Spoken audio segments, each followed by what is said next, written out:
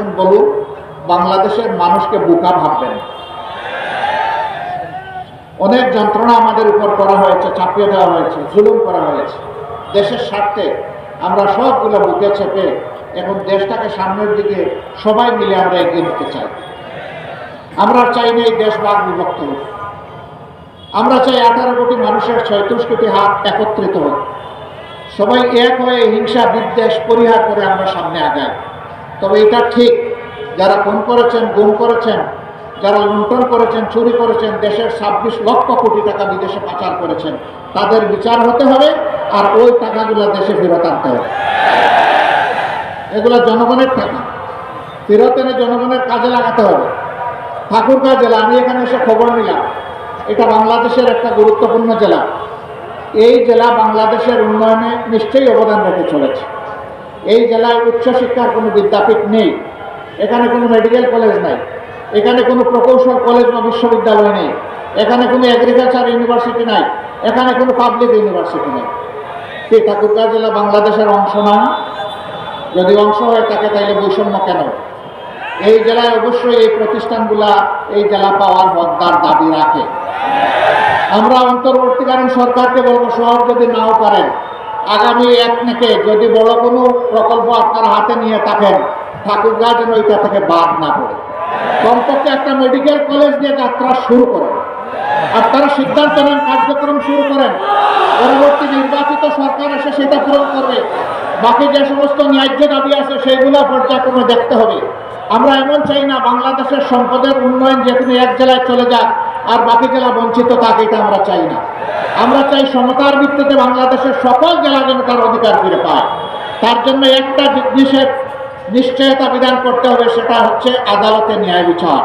যদি ন্যায় বিচার কায়েম হয়, অধিকার কাউকে চাইতে হবে না, এটা রাষ্ট্রের দায়িত্ব, যার অধিকার তার ঘরে পৌঁছে দেবে। আল্লাহ যদি আমাদেরকে এমন কোনো সুযোগ দেন, আমি তো দাবি পেশ করলাম, ইনশাল্লাহ আমাদের কাছে আর কোনো দাবি পেশ করা লাগবে না।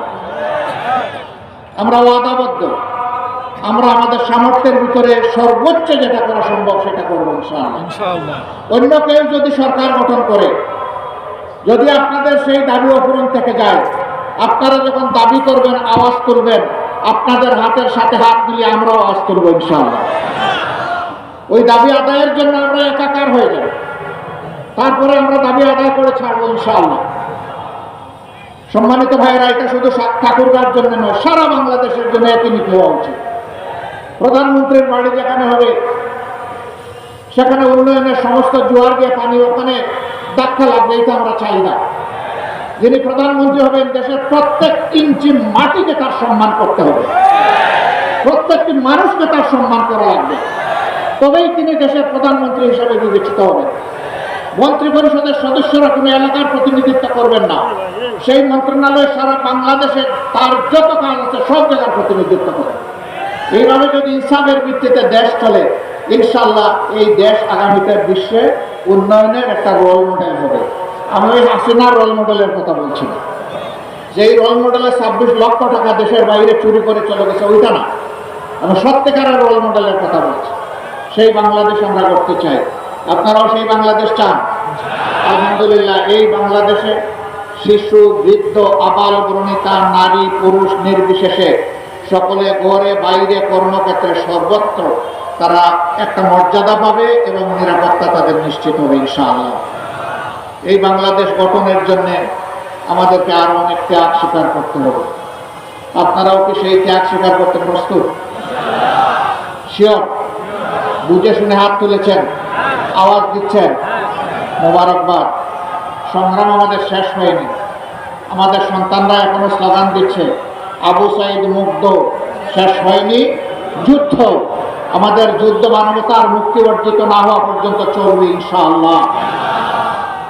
আমরা একটা বৈষম্যহীন দেশ চাই, চাঁদাবাজ মুক্ত দেশ চাই, অবৈধ দখলদার মুক্ত দেশ চাই, দুর্নীতি মুক্ত দেশ চাই, ঘোষ মুক্ত দেশ চাই, এবং একটা সাম্যের বাংলাদেশ আমরা চাই, একটা মানবিক বাংলাদেশ চাই।